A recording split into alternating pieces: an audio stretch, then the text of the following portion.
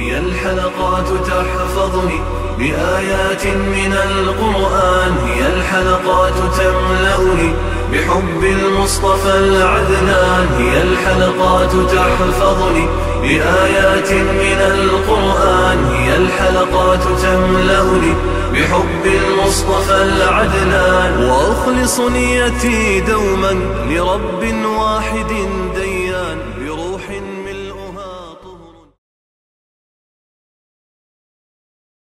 Sure Nisa tefsiri 23. ayetin başlap okuyumuz inşallah. Bismillah, elhamdülillah, ve salatu ve selamu ala Resulillah ve ala alihi ve sahbihi ecma'in, emma ba'd. Esselamu aleyküm ve rahmetullahi ve berekatuhu. Tövende diktanlağa İbn Kesir rahimahullah'ın Kur'an-ı Kerim tefsiri Uygur tercümesi Nisa suresi 23. ayetinden başlap okuyumuz inşallah. Ba'de a'udhu billahi mineşşeytanirracim. Sizlerge anılarınlani, kızlarınlani, hemşirelerinlani, atanlarının hemşirelerini, ananlarının hemşirelerini, kardeşinlarinin kızlarını, hemşirenlerinin kızlarını, süt anılarınlani, emildeş hemşirelerinlani, qiyin ananlarını, sizler bir yerde boğan ayallarınlarının başka erdim boğan öyünlarda terbiyelengen kızlarını, bu şart emas. Öyde terbiyelenmegen bolsa mu, eliş haram kılındı. Eğer sizler ulanın anılar bilen bir töşekte bulmagan bolsanlar, bu çağda ulanı alsanlar hiç bak yoktur. Yine öz püştanladım bolgan ballarınlarının ayallarını elişinlar ve iki hemşirini bir vakitte emrinlarda saklaşınlar haram kılındı. Lekin ötkenkiler, yani cahiliyet devrinde kılganınlar apu kılındı. Allah hakikaten mağfiret kılgıcıdır, bendilerge nihayeti mehribandır. Erlik ayallarını elişmi sizlerge haram kılındı. Fakat sizlerinin başkuruşunla astıdaki çöğürle bunun müstesna. Bu Allah'ın sizlerge farz kılgan hükümleridir. Buladın, yani yukarıdaki eliş durust bolmaydıgan ayalladın başkalarını zinadın saklanıp iffetlik bolganınla halda mallarınlarını serp kılıp, yani mehrini berip nikahlap elişinla halal kılındı. Qaysi ki ayallarını nikahlap elip paydalansanlar, ulağı nikah vaxtida bekitilgen mehrlerini berinler. Mehri bekitilgenden keyin öz ara pütüşken nersanlar doğrusu da, yani ayalının razılığı bilen saqit kılıngan mehri üçün sizlerge hiç günah bolmaydı. Allah hakikaten hemmini bilgiçidir, hikmet bilen iş kılgıcıdır. Eliş mengü haram kılınıp ketken ve mengü haram kılıngan ayallarının bayan doğrusu da. Bu ayet urug' tuqqanchilik, emildeşlik, kuy o'g'il yoki kelin bo'lish sababi bilan elish harom qilinib ketgan ayollar to'g'risida kelgan oyatdir. İbn Abu Hatem, İbn Abbas radhiyallohu anhumaning urug' tuqqanchilik sababi bilan elib tegish yoki nikohlashga bo'lmaydigan 7 turlik ayol sizlarga harom qilindi deb, ondan Alloh taolaning sizlerge ananlarınlarını, kızlarınlarını, hemşirelerinlarını, atanlarının hemşirelerini, ananlarının hemşirelerini, kardeşinlarının kızlarını, hemşirenlarının kızlarını, süt analarınlarını, emildeş hemşirelerinlarını, qiyin ananlarını, sizler bir yerde bolgan ayollarınlarının başka erdim bolgan öyünlerde terbiyelengen kızlarını, bu şart emas, öyde terbiyelenmegen bolsa mu, eliş haram kılındı. Eğer sizler ulanın onunları bilen bir töşekte bolmagan bolsanlar, bu çağda ulanı alsanlar hiç bak yoktur.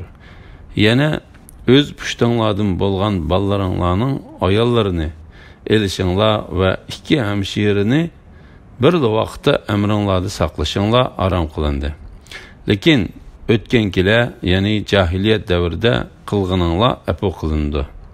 Allah haqiqatan mag'firat qilg'uchidir, bandalarga nihoyat mehribondir degan oyatini o'qiganligini rivoyat qildi. İmam Tabari İbn Abbas radıyallahu anhumaning urug' tuqqanchilik sababi bilan 7 turlik va elib tegish sababi bilan 7 turlik ayol harom qilindi deb sizlarga onalaringlarni, qizlaringlarni, hamshirlaringlarni, otanglarning hamshirlarini, onanglarning hamshirlarini, qarindoshlaringning qizlarini, hamshirlaringlarning qizlarini degan oyatni o'qib, bular urug' tuqqanchilik sababi bilan harom qilingan ayollardir dedi. Süt analaringlarni, emildash hamshirlaringlarni, ya'ni sizlarni tuqqan onanglar sizlarga harom bo'lganidek, sizlarni emitgan onanglarmi sizlarga harom bo'ladi. Shuning uchun Imom Buxoriy va Muslim mu'minlarning onasi Aisha radhiyallohu anhadan payg'ambar alayhisalomning mundaq deganligini rivoyat qiladi. Sheksiz emildashlik, emitish, tug'ilish harom qilgan narsani harom qiladi. Sheksiz emildashlik, emitish, tug'ilish harom qilgan narsani harom qiladi. İmam Muslim rivoyat qilgan hadisda mundaq deb keldi. Tuqqandarchilik orqali harom bo'lib ketgan narsa emildashlik orqali harom bo'lib ketadi. Qanchalik miqdorda va necha yoshgacha amsa emildash bo'lganligi to'g'risida. 5 qitimga yetmagan emish emildashlikni hosil qilmaydi. İmam Müslimning Ayşe radıyallahu anhadan rivoyat qilgan hadisi mundaq dalildir. İmam Müslimning Ayşe radıyallahu anhadan rivoyat qilgan hadisi buning dalilidir. Ayşe radıyallahu anha mundaq deydi. Qur'onda tushgan oyatlarning ichida onasidan boshqa ayollarni 10 qitim emish harom qildi. 10 qitim emish harom qildi deb bor edi. Ondan u hukm 5 qitim emish degan hukm bilan amaldan qoldirildi. Payg'ambar alayhisalom vafot bo'lib ketganda 5 qitim emish Qur'onning ichida o'qiladigan oyatlarning ichidan edi. Abu Davud rivoyat qilgan hadisda mundaq deb bayon qilindi. Payg'ambar alayhisalom Sahla degan ayolni Abu Hudayfaning azod gardisi Salimni 5 qitim emitishga buyurgan. Bu İmam Şafii ve İmam Hanbalining mazhabidir. Ammo İmam Abu Hanifa ve İmam Malikning mazhabida mayli oz emsun yoki jiq emsun bola emchekni eg'izga ilib sutni sho'rab emish bilanla emildashlik tushidi. Emildash bo'lish uchun bola sutni cho'qim 2 yoshga kirishdan burun emishi lozim. Agar bola 2 yoshdan oshgandan keyin emsa, bu chog'da emildashlik tushmaydi.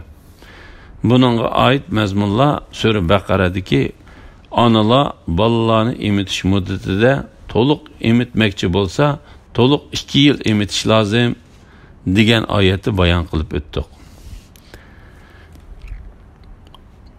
Qaynonning va o'gay qizlarining haromlik to'g'risida. Qaynonanglarni sizlar bir yerda bo'lgan ayollaringlarning boshqa yerdan bo'lgan uyinglarda tarbiyalangan qizlarini, bu shart emas, uyda tarbiyalanmagan bo'lsa-mu elish harom qilindi. Agar sizlar ularning onalari bilan bir to'shakda bo'lmagan bo'lsanglar, bu chaqda ularni olsanglar hech bak yo'qdir. Bir ayolning bir kishiga nikoh qilishi aman, u kishi u ayol bilan jinsiy munosabat o'tkazmasa-mu, u ayolning onasi u kishiga harom bo'ladi. Bir kishi bir ayol bilan nikoh o'qigan bo'lsa, toki jinsiy munosabat o'tkazmaguncha u ayolning qizi u kishiga harom bo'lmaydi. Agar u kishi u ayol bilan jinsiy munosabat o'tkazishdan burun u ayolni qo'yib o'tgan bo'lsa, u kishining u ayolning qizi bilan to'y qilishi durust bo'ladi. O'gay qizi mayli o'gay otasining oldida cho'ng bo'lsin yoki boshqa yerda cho'ng bo'lsin, u qizning o'gay otiga harom ekanligi to'g'risida. Sizlar bir yerda bo'lgan ayollaringlarning boshqa yerdan bo'lgan uyinglarda tarbiyalangan qizlarini bu shart emas, uyda tarbiyalanmagan bo'lsa-mu elish harom qilindi. Ko'p sondagi olimlar o'gay qiz mayli o'gay otaning oldida yoki boshqa yerda cho'ng bo'lgan bo'lsin, u o'gay otaga haromdir dedi. Bu vaqtda hadisda mundaq bayon qilindi. Ummu Habiba, ya'ni payg'ambar alayhisalomning ayoli payg'ambar alayhisalomga mundaq dedi: "Ey Allohning payg'ambari, sen mening bir tuqqanim Abu Sufyonning qizini olgan." İmam Müslimning rivoyatida Abu Sufyonning qizi izzatni olgan deganligi rivoyat qilindi. Payg'ambar alayhisalom: "Siz bu ishni yaxshi ko'ramsiz?" dedi. Ummu Habiba: "Ha, men sizlarning yolg'iz ayollarida emas, menga yaxshilikda hamkorlashadigan kishilarning eng yaxshiroqi mening ashu hamshiramdir" deganda payg'ambar alayhisalom: "Haqiqatan sizning hamshiringizni ilish menga durust bo'lmaydi" dedi. Ummu Habiba: Kishilar bizga sizlarning Abu Salamaning qizini almoqchi bo'lganliklarini so'zlab berdi dedi payg'ambar alayhisalom. Ummu Salamaning qizinimi dedi Ummu Habiba. Ha deb javob berdi payg'ambar alayhisalom. Agar u, ya'ni mening o'gay qizim mening oldimda cho'ng bo'lmagan bo'lsa-mu, u menga durust emas, chunki u mening emildash bir tuqqanimning qizi. Suvayba meni va Ummu Salamani, ya'ni u qizning otasini Suvayba meni va Abu Salamani, ya'ni u qizning otasini emitgan. Sizlar menga sizlarning qizlaringlarni va sizlarning hamshiralaringlarni soya qilib yurmanglar dedi. İmam Buxoriyning rivoyatida mundaq deb keldi: "Men haqiqatan Ummu Salamani, ya'ni uning onasini olmagan bo'lsam-mu, u menga durust bo'lmaydi. Buningdan onasini olgandan keyin qizini elish durust bo'lmaydi" degan ma'no chiqadi.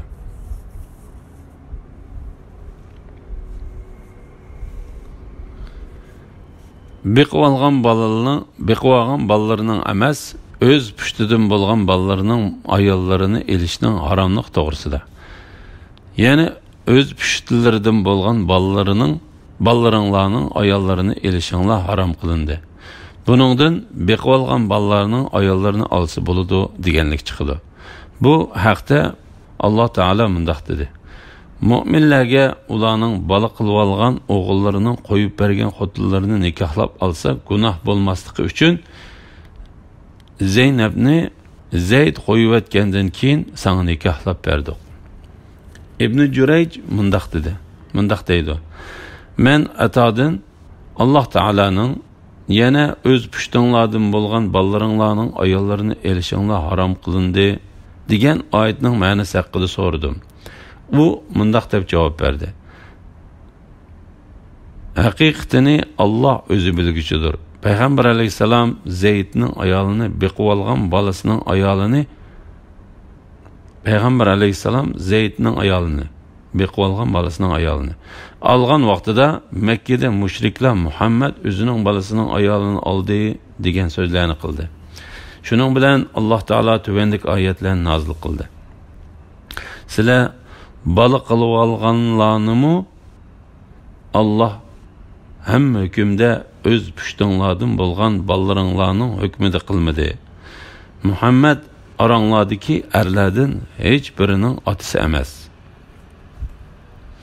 Ibn Abu Hatim Hasan ibn Muhammadning mundaq deganligini rivoyat qildi: "Sheksiz bolalaringlarning ayollari qiyin onanglarni degan oyatlar ma'nisi ochiq bayon qilinmagan oyatlardir.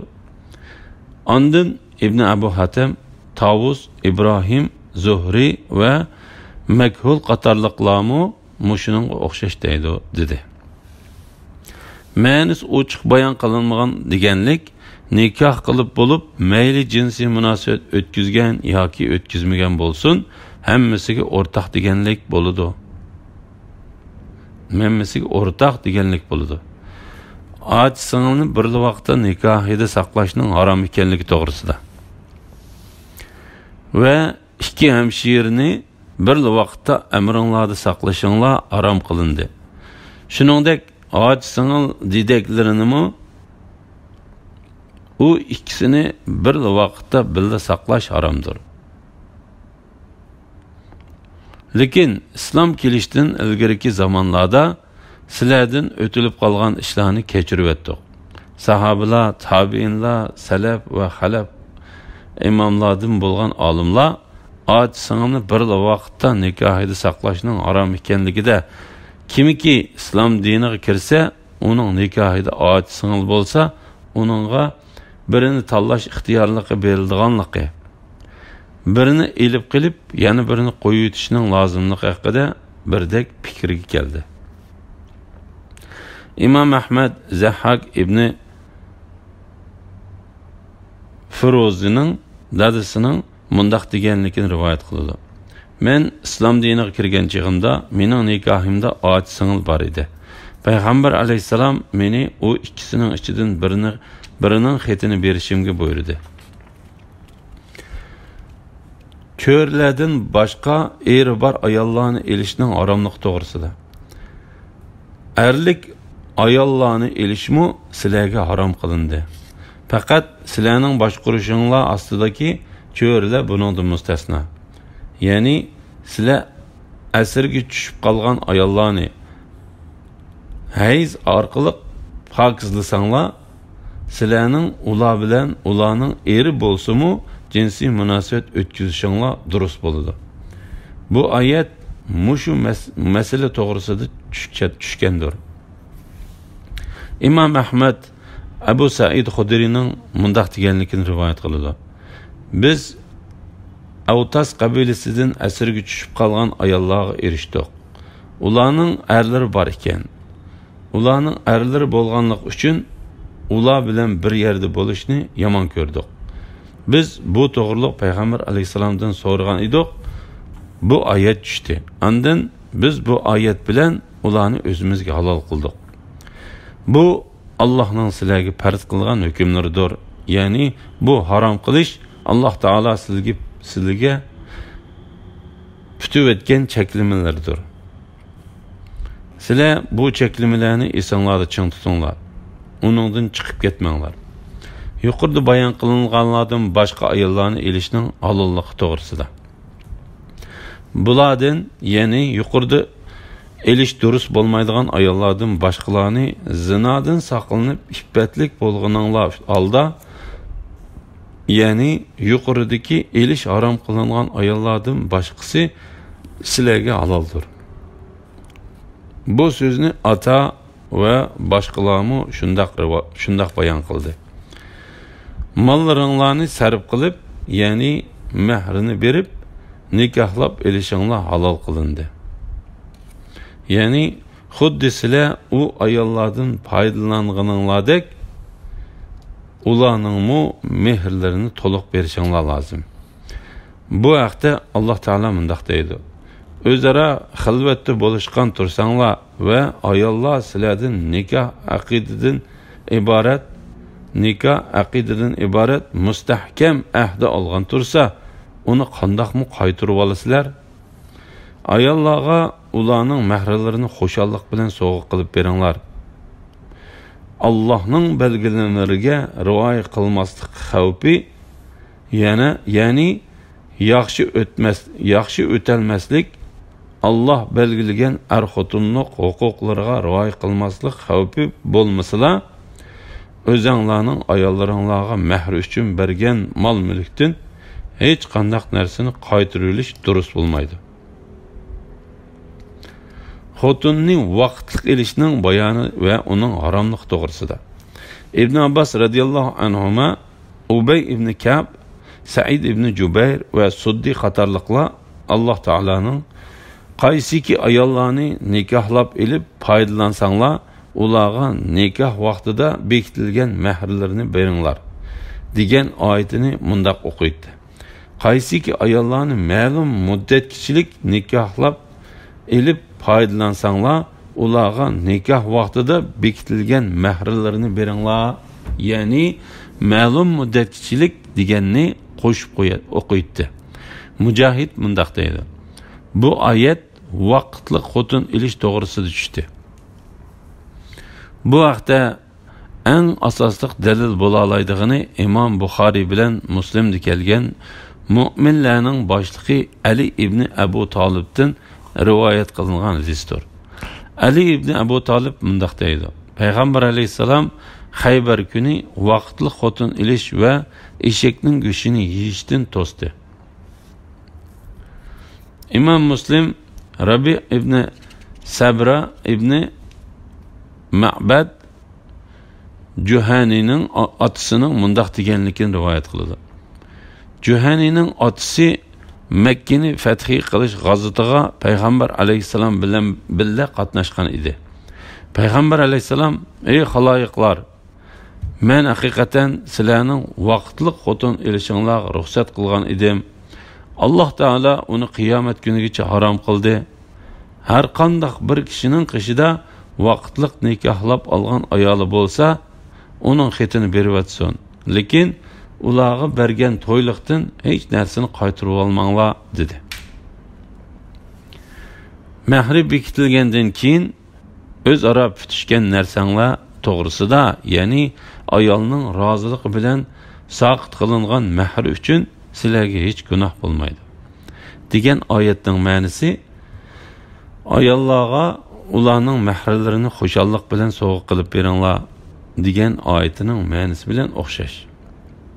Ya'ni sen uningga beradigan to'yliqni atab bo'lgan bo'lsang, ondan u o'z roziligi bilan to'yliqning hammasini yoki bir qismini sana o'tinib bersa, buningda sanamu va uningga hech qanday gunoh yo'q. Allah haqiqatan hammani bilguchidir, hikmat bilan ish qilguchidir. Alhamdulillah, Alloh shukrlar bo'lsin. Yuqorida Sura Nisa tafsiridan 24-oyatgacha angladinglar. Oxirini keyin qitimliq o'qishimizda davomlashtiramiz inshaalloh. Assalomu alaykum va rahmatullohi va barakatuh.